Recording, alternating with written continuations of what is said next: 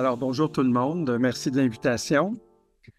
Alors, une présentation qui va peut-être être dans un style un petit peu différent des deux précédents, parce que dans le domaine des triglycérides, au contraire du LDL cholestérol depuis 25 ans, on n'a pas de guide de pratique formel spécifique aux triglycérides au Canada. Et dans la plupart des autres sociétés dans le monde, c'est souvent un sous-volet des guides en lipides, surtout sur le cholestérol aussi. Alors, j'ai essayé aujourd'hui de vous tracer un petit peu l'actualité des choses et de vous donner des balises. Alors, vous avez mes divulgations. J'ai participé à de nombreux essais cliniques. C'est là mon conflit principal.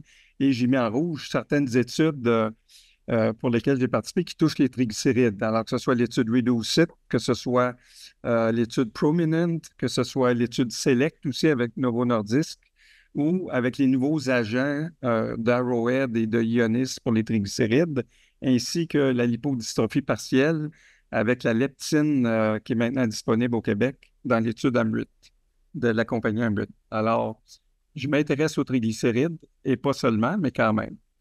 Alors aujourd'hui, je voudrais que vous ayez une meilleure idée à la fin de la présentation de distinguer un peu les hypertriglycéridémies primaires versus secondaires, mais surtout d'avoir un petit peu plus de sécurité à prendre en charge ou à traiter les patients avec hypertriglycéridémie sévère.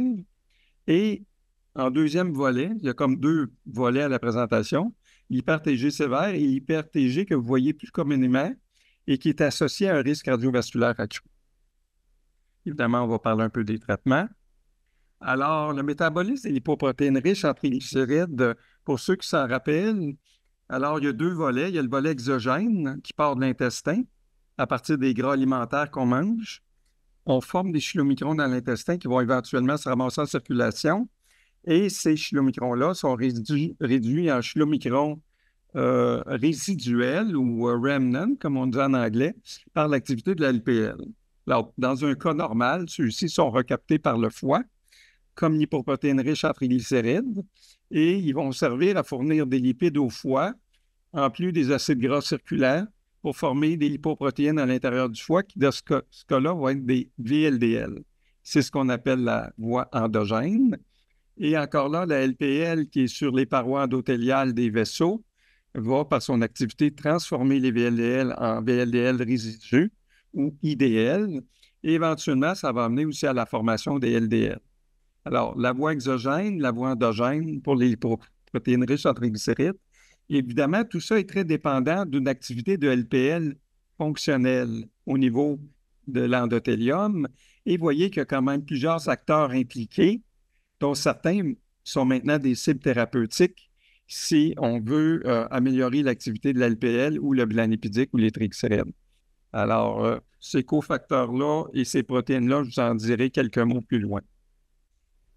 Si on regarde parmi certains consensus, j'en ai choisi un aux États-Unis, de l'American College, et un en Europe de l'European Atherosclerosis Society. Alors, ce qu'on considère comme une classification de l'hypertriglycéridémie.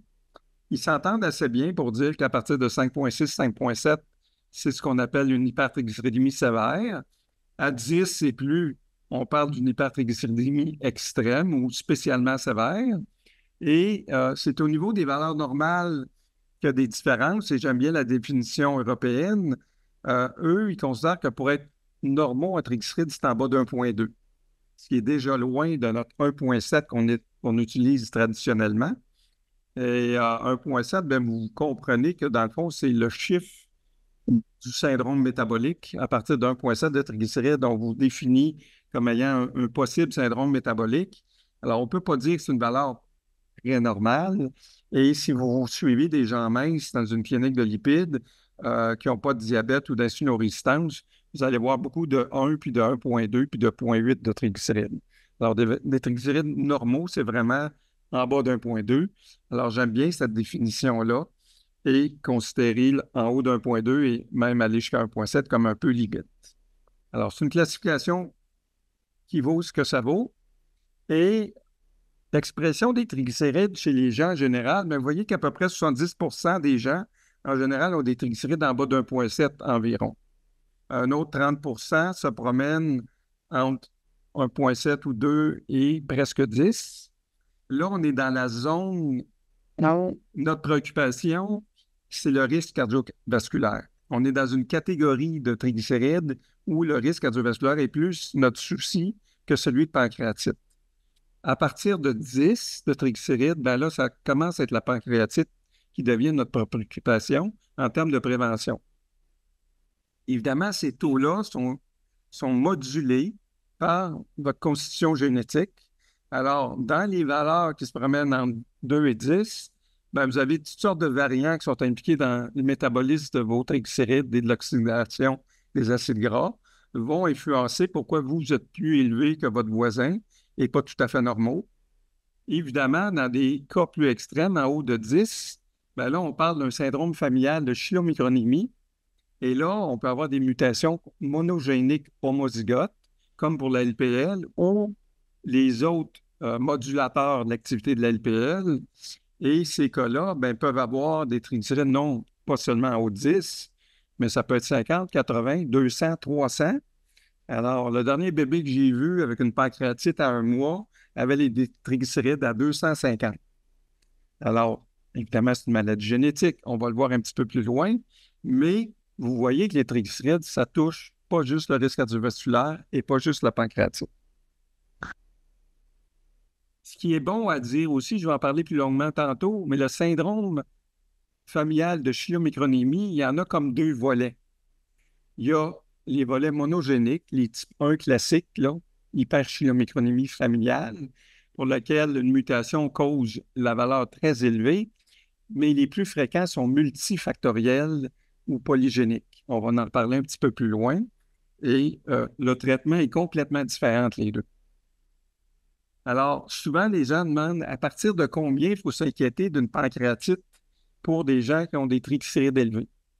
Traditionnellement, vous avez probablement tous déjà entendu, à partir de 10, là, ça allume une lumière, il faut travailler à ce que le patient redescende en bas de ça pour prévenir la pancréatite. Et c'est exact. Mais quand vous voyez cette stratification dans cette étude-là, bien, vous voyez qu'à partir de 10, oui, on commence à aller chercher des degrés de signification pour l'augmentation du risque. Et c'est particulièrement à 20 et plus que le risque est très notable. Alors, je ne vous dis pas de ne pas vous inquiéter quand votre patient est à 12 de triglycérides, mais ça ne veut pas dire qu'il va en faire une pancréatite demain matin. On ne sait pas toujours depuis combien de temps, etc. Ces chiffres-là sont élevés, mais c'est clair qu'à partir de 20, là, on augmente nos chances. Pourquoi que c'est comme ça à partir de 10 et même 20? C'est qu'à partir de ces valeurs-là, les chylomicrons commencent à être omniprésents dans le volet lipidique gras de votre tube. Et les chylomicrons, c'est comme des ballons de plage qui contiennent des triglycérides, comparés aux VLDL qui sont beaucoup plus petites. Si vous avez des VLDL dans un tube sanguin, il a beau être élevé, votre tube va être limpide ou légèrement un peu lactescent, pas lactescent, mais trouble. Par contre, quand c'est des chylomicrons, là, vous ne voyez plus du tout à travers le tube. Si vous l'avez brossé, évidemment, parce que les chylomicrons vont flotter sur le tube, ils sont plus légers que l'eau. Alors, ces chylomicrons-là, quand ils arrivent dans les sinusoïdes du pancréas, augmentent énormément la viscosité. Alors, il y a un problème de viscosité et les lipides transportés par des chylomicrons, il y a des phospholipides oxydés, il y a de l'isolécithine, il y a toutes sortes de choses. Et ça va créer soit de l'hypoxie ou une agression, si vous voulez, inflammatoire au niveau de votre pancréas. Alors, c'est pour ça qu'à partir de 10, où là, les chylomicrons commencent à être au niveau sanguin plus prédominant, il y a plus de risques pour le pancréas. Évidemment, plus c'est haut, après ça, 40, 50, 100 de triglycérides, là, c'est sûr que vous avez des chylomicrons, mais que dans des triglycérides en bas de 10 ou autour de 4,5, souvent, ce ne sont que des VLDL qui n'ont pas la propension de donner des pancréatites au même titre que les chylomicrons. Quand on parle d'hypertriglycéridémie primaire, on parle de l'hyperchylomicronémie familiale, c'est la déficience en lipoprotéines lipase. C'est le type 1 classique. Les autres formes, comme le petit 4, c'est surtout des VLDL. Ça pourrait, avec d'autres facteurs, favoriser le pancréatite, mais en soi seul, c'est rare que ça en donne, au même titre que la 10-bêta. Et ici, on pourrait peut-être mettre comme autre cause primaire de triglycérides la lipodystrophie partielle familiale, qui est une condition où le diabète et les triglycérides sévères sont souvent amenés présents. Et en théorie, ça pourrait donner de la pancréatite aussi. Alors, ça, on parle d'hypertriglycéridémie primaire ou familiale, parce qu'il n'y a pas toujours un gène facilement identifiable, sauf pour la LPL.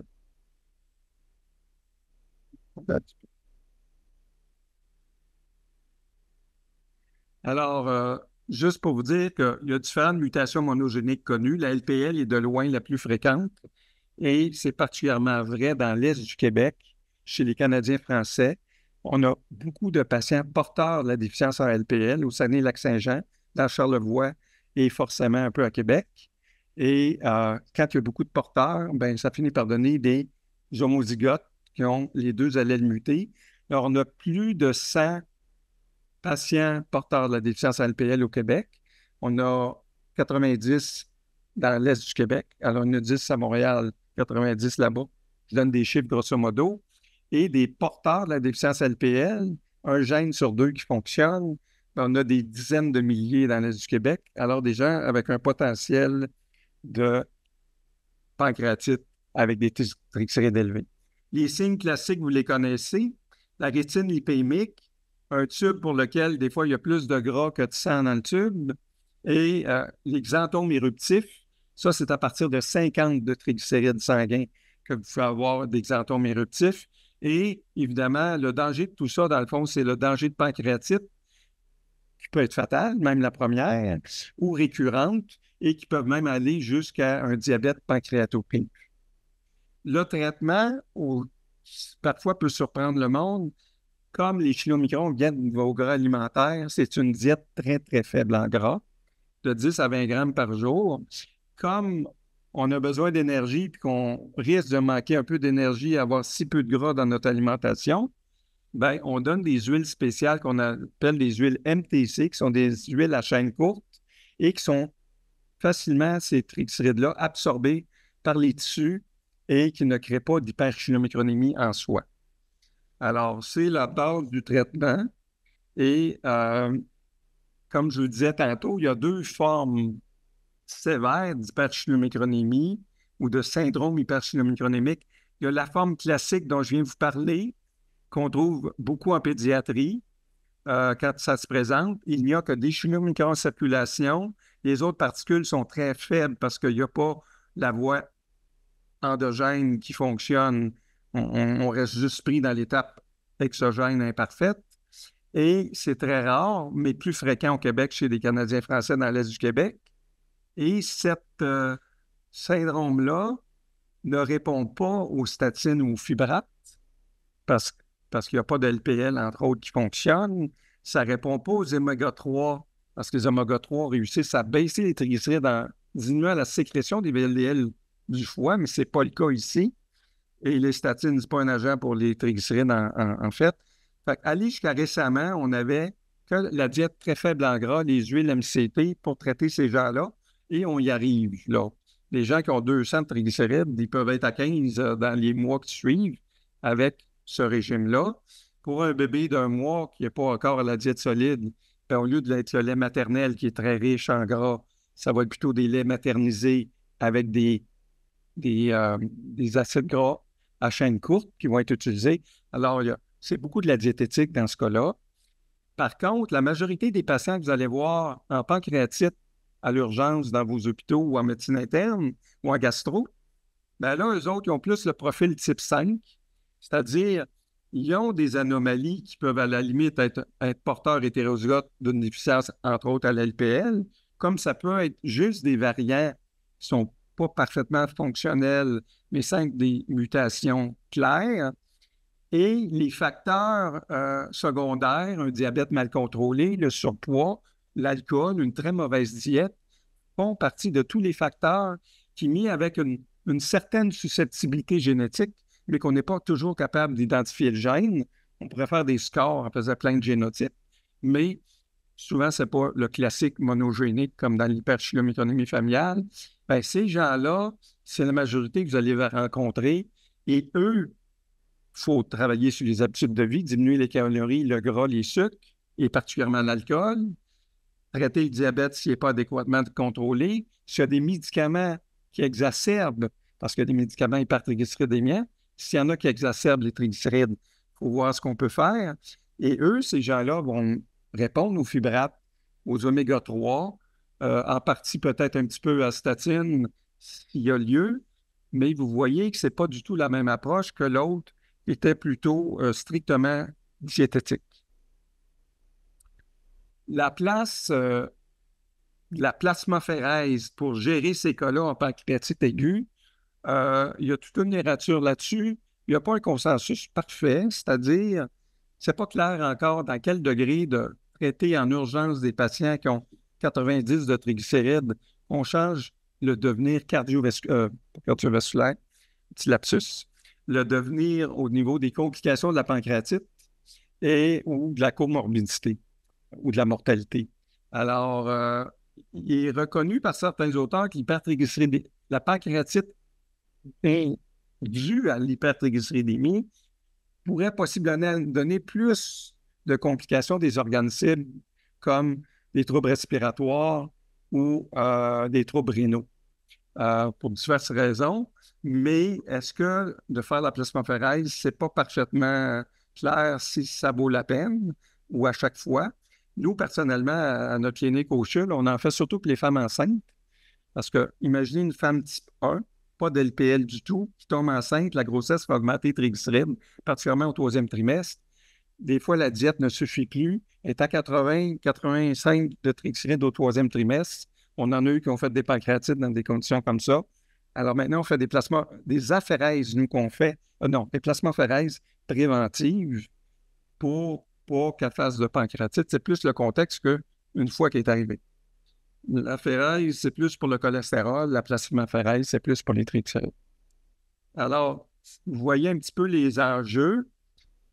Et jusqu'à récemment, ça, on l'a publié en collaboration en 2019, il y a des nouveaux agents comme le volanesorsen qui achève ses études cliniques et qui sont des anti-C3 et qui permettent de baisser de 80% les triglycérides, même chez les patients qui n'ont pas du tout de lipoprotéine lipase, même si les fibrates ne marchent pas chez eux autres, par exemple. Et ça diminue la fréquence des pancréatites pour dire de 90 à 100%. Alors, le monde est en train de changer avec les nouveaux agents qui s'en viennent. On va en parler un petit peu plus loin. Alors, si on récapitule un petit peu pour ce qui est du volet pancréatite, alors triglycérides comme cause possible, le guide américain nous suggère qu'idéalement, on devrait avoir des gens qui sont en bas de 5,7 pour faire la prévention. Ça devrait être notre cible pour la prévention dans un contexte de pancréatite. Et en Europe, on nous dit au moins en bas de 10. Nous, par expérience, pour suivre beaucoup de type 1 depuis des années qui en ont fait des pancréatites, on a une trentaine dans notre clinique, bien, à 15 et moins, là, c'est rare, relativement rare qu'ils refont une pancréatite. Souvent, ils l'ont fait bébé puis ils n'en font plus. Mais là, bébé, il est extrêmement haut. Le reste, bien là, si on parle des gens qui ont des volets multifactoriels, si les gens en ont donc déjà fait une, je vous dirais qu'idéalement, on aimerait ça que ce soit en bas de 5 plutôt qu'en bas de 10, parce qu'il y a des données qui suggèrent que quand on a déjà fait une pancréatite, tu pourrais en refaire une autre, même si ce n'était pas si haut. Alors, probablement qu'en bas de 5,7, en bas de 10 et idéalement en bas de 5 seraient les seuils à garder. Je ne crois pas qu'on puisse faire des pancréatites entre 0 et 5 de triglycérides, là, normalement. C'était le volet prévention des pancréatites avec les entités qui peuvent être sous-jacentes. Si on revient aux triglycérides dans des valeurs beaucoup plus, sans dire normales, mais fréquentes, vous avez probablement déjà vu ces données d'observation de l'étude de Copenhague qui montrent que dès qu'on dépasse ou qu'on arrive à 1,5 et plus, le risque cardiovasculaire augmente, que ce soit pour l'infarctus, la cardiopathie ischémique, la mortalité toute cause et même la CV. Alors, Dans cette étude d'observation de plusieurs années, c'est une très grosse cohorte, même ajustée pour le HDL et le LDL, les triglycérides transportent un certain risque indépendant de problèmes cardiovasculaires et on n'a pas besoin d'être à 8 ou 9 de triglycérides, mais dès qu'on dépasse le 1,5, ça commence à se manifester. Vous le voyez très bien, ce graphique-là. Alors, de dire que des triglycérides en bas de 1,2 serait la normale, ça fait un sens. Et c'est bien connu depuis bien des travaux, entre autres de Dr Després à Québec, qui a beaucoup travaillé sur l'étude cardiovasculaire de Québec et les autres particules que juste le LDL, qu'à partir d'1,5 de triglycérides, les LDL, c'est là qu'ils commencent, on en a plus progressivement, qui sont petites et denses et qu'on qualifie de plus dangereuses pour la santé cardiovasculaire. Évidemment, ces données-là, n'ont pas nécessairement été ajustées pour tout. L'insulino-résistance et des choses comme ça, c'est pas toujours simple, mais ça donne une idée. Même dans des études post-syndrome coronarien aigu, que ce soit à court terme, dans les 16 premières semaines ou à plus long terme, c'est les premières années, les triglycérides sont toujours un élément qui envoie un signal de moins beau pronostic. Quand au départ, les triglycérides n'étaient pas adéquats, votre risque, à moins qu'on corrige certaines choses, est plus élevé que ceux qui avaient des triglycérides bas ou normaux. Même dans les études de statine, ou est-ce que même avec des LDL extrêmement bien contrôlés, en bas d'1,7 par exemple, mais si on compare ceux qui ont en bas d'1,7 et ceux qui ont en haut d'1,7, vous voyez qu'il y a un 40 de plus de risque, un risque absolu nettement supérieur. Alors, il y a un risque associé au fait que le patient coronarien ou vasculaire soit avec hypertriglycéridémie ou pas, même s'il est sous statine. Alors ça, c'est des études de Provit dans lesquelles il comparait le Pravachol 40 et le Lipitor 80. Alors, sous statine, on n'est pas nécessairement protégé contre l'effet triglycéride, si je peux appeler ça comme ça. Et là, on arrive dans le concept où, vous le savez depuis tellement d'années, les statines viennent diminuer le risque cardiovasculaire, mais on parle au maximum d'un 30 %. Alors, il y a une bonne portion qui a un risque résiduel qu'on aimerait bien maîtriser. Peut-être que des fois, la Lp petit a en fait partie. C'est sûr que le diabète et le syndrome métabolique en font partie. Et peut-être d'autres éléments. On parle beaucoup de l'inflammation comme mécanisme qui joue un rôle aussi dans la maladie vasculaire. Les triglycérides, c'est probablement le marqueur le plus facile, le plus simple, le plus unique qu'on fait sur chaque bilan lipidique pour nous dire un patient qui est hypertriglycéridémique, quand je le vois rentrer dans le bureau, moi, c'est le premier élément que je regarde du bilan. Je ne regarde pas l'LDL, je ne regarde pas le cholestérol total, je ne regarde pas l'HDL. Moi, c'est le triglycéride qui me préoccupe parce que je sais que ça va être un patient plus difficile, plus à risque. Parce que souvent, ça peut être une hyperlipidémie mixte, alors ça veut dire plus de médication parfois. Mais c'est surtout que là, si je le regarde, puis je mesure son taux de taille, ben, c'est déjà un syndrome métabolique. Alors, on change de catégorie quand les triglycérides sont anormaux tout de suite. Les LDL sont plus dangereuses, il peut y avoir un prédiabète, etc. Alors, ça n'a jamais été mis de façon prédominante dans l'approche du cholestérol, mais pourtant, c'est un marqueur extrêmement important. C'est peut-être plus un marqueur qu'une cible, mais on va en reparler. Les causes secondaires de triglycérides, vous en connaissez un certain nombre. Alors, une diète trop haute en énergie, en calories, pardon, ou encore la prise d'alcool, évidemment, la diète grasse, un index glycémique élevé, le surpoids, le syndrome métabolique avec particulièrement la graisse viscérale, et puis évidemment le diabète. Alors, ça, c'est les causes que tout le monde sait. On sait tous que ces gens-là font des triglycérides. Il y en a que vous connaissez moins. Et il y a surtout beaucoup de médications qui peuvent donner des triglycérides, que ce soit les estrogènes par voie orale, comme la primarine, que ce soit l'asparaginase dans des traitements d'hémato-onco. Nous, on voit régulièrement des enfants qui font des triglycérides sévères à cause des médications qui ont en chimiothérapie. Et les stéroïdes, pour ne pas nommer la prédnisone ou certains autres, c'est tous des agents qui donnent souvent des triglycérides un peu élevés et qui font partie du tableau. Ça, ce sont des causes secondaires, puis il y en a d'autres qui ne sont pas énumérées là, les antiprotéases chez les VIH, par exemple. Mais la cause secondaire la plus fréquente, quand on dit une image vaut 1000 mots, ben, c'en est une. Ce mode de vie-là, bien évidemment, on ne peut pas avoir des triglycérides normaux en bas d'1,2. Ce mode de vie-là où, quand on a de la graisse viscérale en surplus, que je vous fais une mesure de triglycérides, ils sont à 2, bien, vous avez 85 de chance, sinon plus, d'avoir un paquet d'anomalies métaboliques en dessous de ça. Alors, une hyperlipidémie postprandiale démesurée, une intolérance glucidique, de l'hyperinsulinisme, des HDL bas, et on pourrait nommer bien d'autres choses qu'on associe maintenant au syndrome métabolique, que ce soit la dépression, le cancer de la prostate, plein de choses. Alors, comme je disais souvent à mes patients, c'est pas une maladie du cœur, vous avez, c'est une maladie du corps.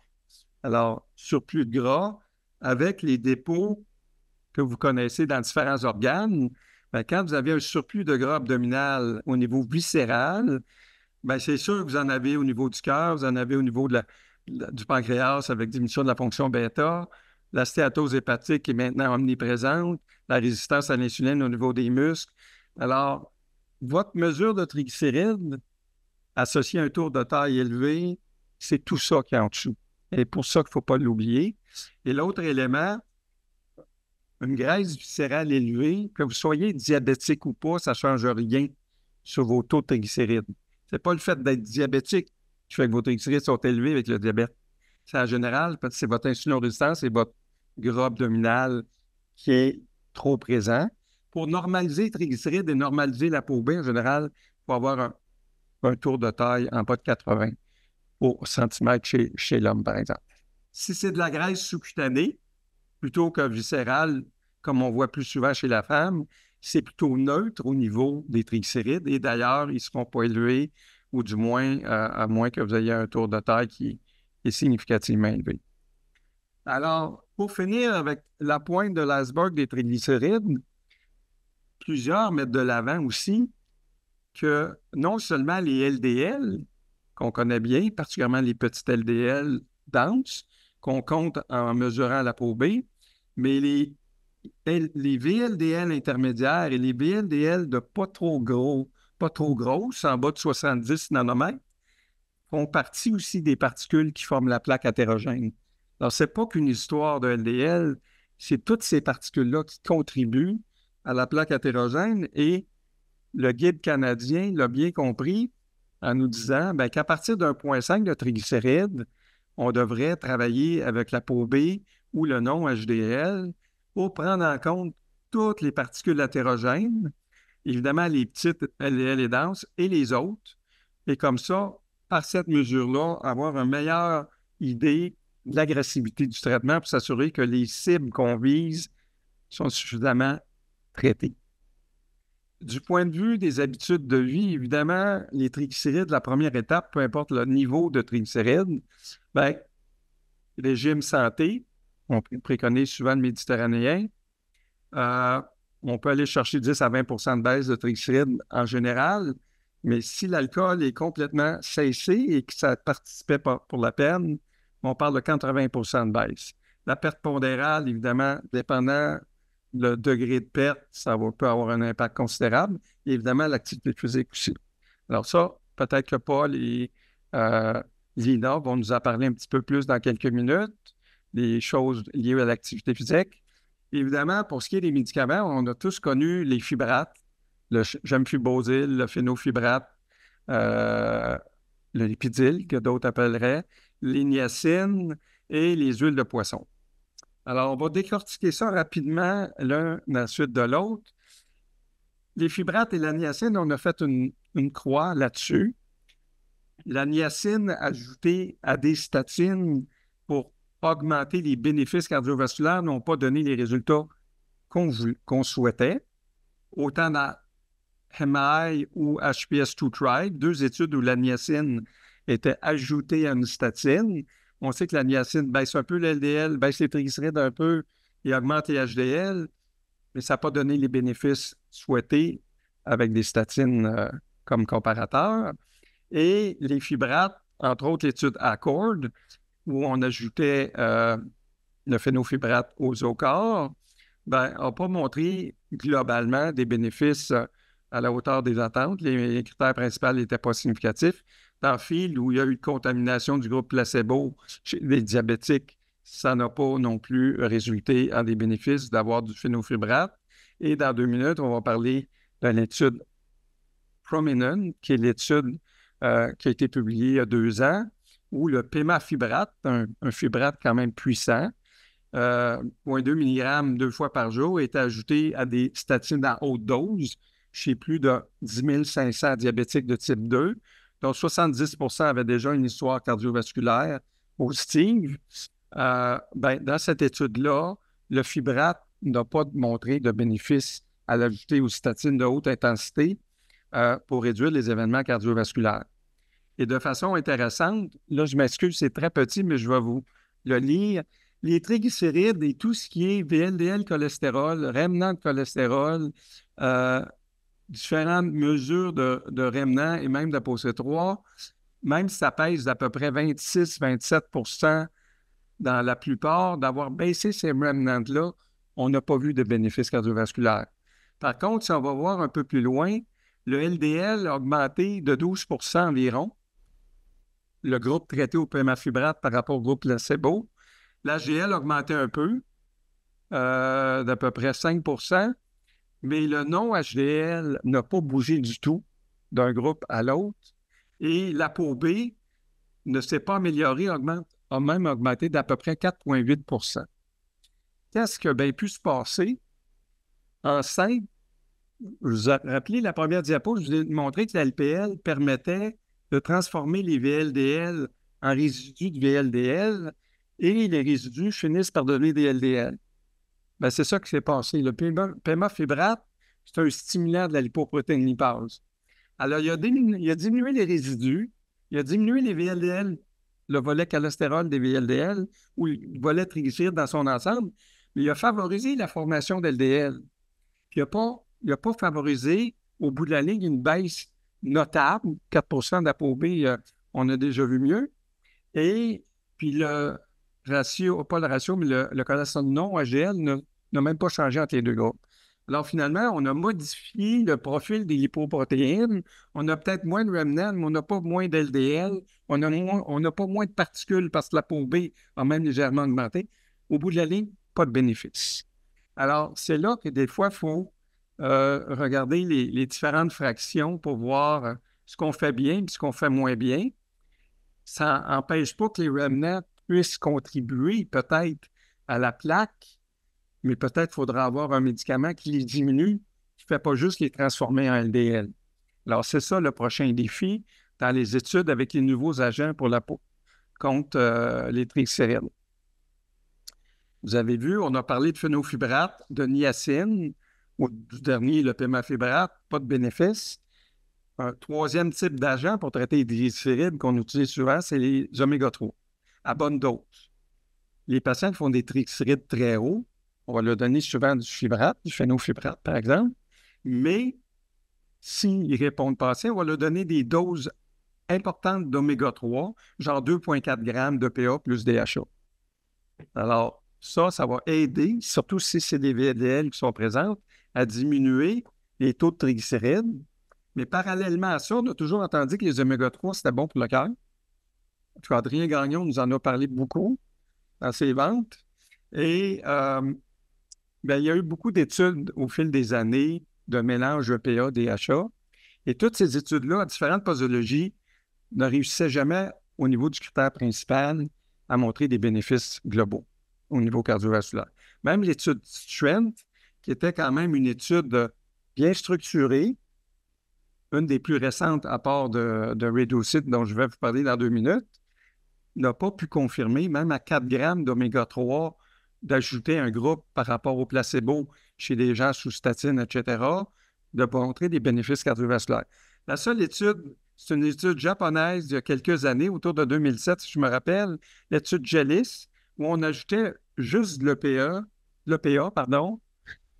à une statine, des faibles statines. À l'époque, c'était des petites doses de Pravachol puis de Zocor, et de l'ordre de 1,8 grammes, puis l'étude est devenue positive globalement, mais particulièrement le groupe cardiovasculaire identifié ayant déjà eu des événements qui ont bénéficié du traitement de PA, ce qui a amené à la nouvelle étude plus récente, l'étude REDOCIT, pour dire, bien, coudonc, ça vaut peut-être la peine de donner des bonnes doses de PA chez les patients à risque, déjà avec maladie cardiovasculaire ou à très haut risque.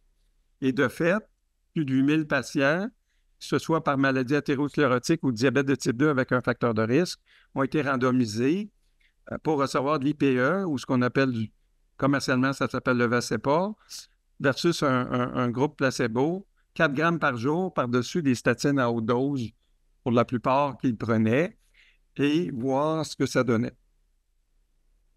Alors, les critères d'évaluation primaire, que ce soit mortalité cardiovasculaire, infarctus non mortel, ACV non mortel, revascularisation, des critères classiques dans ces genres d'études-là, ont montré des bénéfices notables, un peu comme si on avait donné une puissante statine, et autant dans les critères primaires que les critères secondaires. Alors, ça n'a pas été long que le guide canadien l'a incorporé dans son dernier guide, et vous le voyez ici, pour les patients déjà en maladie cardiovasculaire, on peut envisager de donner l'IPE à 2 grammes 2 fois par jour, selon les degrés de triglycérides que le patient. Et ici, il répond soit d'être diabétique avec un facteur de risque que vous voyez ici, ou soit avec déjà des atteintes connues cardiovasculaires. Alors, ça s'est intégré là. Ce n'est pas un médicament qui agirait en baissant les triglycérides pour donner des bénéfices cardiovasculaires. Ça agirait différemment. Il y a différentes hypothèses, bien sûr. Ce qu'on sait, c'est que plus le taux de EPA sanguin est élevé, plus ça semble bénéficier. Aucun effet de l'impact sur les triglycérides. Et les triglycérides en baseline n'ont aucun impact non plus sur les bénéfices. Donc, c'est complètement un effet à part des triglycérides. Les triglycérides ont juste permis d'identifier les patients ou en tout cas de créer la cohorte qu'on décidait de traiter. Mais ça reste qu'ils ont un risque résiduel qui semble être présent. Puis avec cette molécule-là, il semble avoir un bénéfice assez intéressant. On ne rentrera pas dans la discussion du placebo, d'huile minérale versus l'huile de maïs pour savoir les bénéfices sont-ils atténués, c'est-tu des faux bénéfices, tout ça. Je vous laisserai regarder cette littérature-là, mais ça fait partie de la panoplie des agents qu'on a pour des patients hypertriglycéridémiques qu'on veut traiter pour diminuer le risque cardiovasculaire. Et il y a des patients clairement qui pourraient s'identifier à ça. Alors, chez les patients en termes de prévention secondaire, évidemment, là, je prends des chiffres de triglycérides purs, c'est-à-dire le guide américain nous dit, bien, ils ne nous disent pas quel seuil atteindre, mais ils disent qu'en haut de 2, le risque est un peu augmenté. En haut d'1,7 à jeun, c'est à peu près l'équivalent. Alors, évidemment, quand on pense à tout ce qui est en dessous des triglycérides, que ce soit le prédiabète, le syndrome métabolique, etc., les activités de vie, c'est sûr que les patients, il faut travailler là-dessus pour réussir à le corriger, parce que ce n'est pas les fibrates qui vont donner le bénéfice. Je finis avec un petit schéma, puis si vous avez accès aux diapositives, vous pourrez le regarder plus attentivement. Fait que des gens avec des triglycérides purement élevés, évidemment, il faut penser aux fibrates, l'huile MCT ou des anti-C3 quand ce sera disponible, et dépendant du type d'hyperchylomicronémie que c'est, à ce moment-là, peut-être introduire soit les nouveaux agents et cibler selon ce que je vous ai dit en début. Les patients qui ont déjà une maladie cardiovasculaire ou un diabète, bien, ils ont différentes choses disponibles, mais il faut d'abord cibler le volet cholestérol. Il faut cibler, comme le guide canadien nous le dit, en bas de 0,7 de d'ApoB, en bas de 2,4 de non-HDL, en bas de 1,8 pour les LDL, mais évidemment, dépendant. Ici, on ne parlera pas de LDL parce qu'on est en haut de 1,5 de triglycérides. Il faut prendre les deux autres marqueurs. Et là, bien, vous avez les statines, vous avez les nouveaux médicaments inhibiteurs PCSK9, inclisiran, les étimibres que vous pouvez associer à diminuer maximalement ce cholestérol-là. S'il reste un peu de triglycérides, dépendant des cas, vous pouvez toujours imaginer donner d'autres agents, mais ça reste quand même, c'est plus par des habitudes de vie en complément des agents très fortement agissant sur le cholestérol qu'il faut mettre le paquet. Pour ceux qui ne sont pas en prévention secondaire, bon, il va un peu selon le risque, mais la majorité des patients qui sont en bas de 5,6 de triglycérides, si on applique vraiment les mesures d'hygiène de vie qui touchent l'alimentation, le poids et l'exercice, et surtout l'alcool, on devrait y arriver. Les nouveaux agents, je vais vous les présenter très brièvement. Il y a deux types d'agents qui fonctionnent par des ARN, soit ASO ou ARN interférents pour baisser les triglycérides. Les plus prochainement arrivants sur le marché au Québec ou au Canada d'ici 1 an ou 2, ce sont des agents qui bloquent l'ApoC3, des anti-C3. Je ne parlerai pas des ANGPTL3 pour l'instant. Des anti-C3 qui nuisent normalement à l'activité de la LPL et qui nuisent à la captation par le foie des résidus de lipoprotéines riches en triglycérides. Et quand on bloque ce C3-là, soit dans son expression hépatique ou soit par en fait, dans les deux cas, c'est le cas, si on fait chuter l'ApoC3, la LPL fonctionne mieux et le foie capte mieux les lipoprotéines en triglycérides. C'est pour ça que dans les types 1, les gens avec absence de LPL réussissent à baisser de 80% de triglycérides.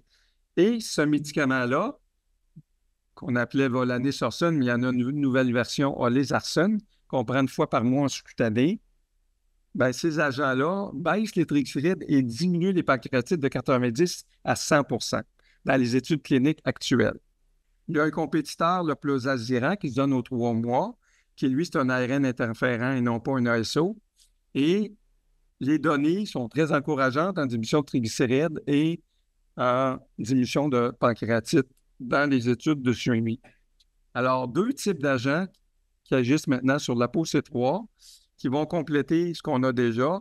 Il existe des anti-ANGPTL3 qui baissent les triglycérides, mais à date, c'est surtout des agents très puissants pour le cholestérol, mais ils ont le potentiel, dépendant du phénotype des patients, là, de baisser soit l'un, soit l'autre ou les deux. Ça dépend des clientèles. Alors, des 70%, des 80% de baisse de triglycérides avec les nouveaux agents anti-C3. On ne parlera pas du semaglutide, mais tous les agents en obésité que vous allez voir, parce qu'on va en avoir beaucoup, ils ont un potentiel de diminuer les triglycérides de façon intéressante. Mais là, c'est un autre champ, en plus de leurs bénéfices là, d'agonistes GLP-1. Alors, on a des ARN, on va avoir des médicaments dans l'obésité, dans le poids, qui peuvent nous ouvrir de nouvelles perspectives dans le domaine de traiter les triglycérides. Merci.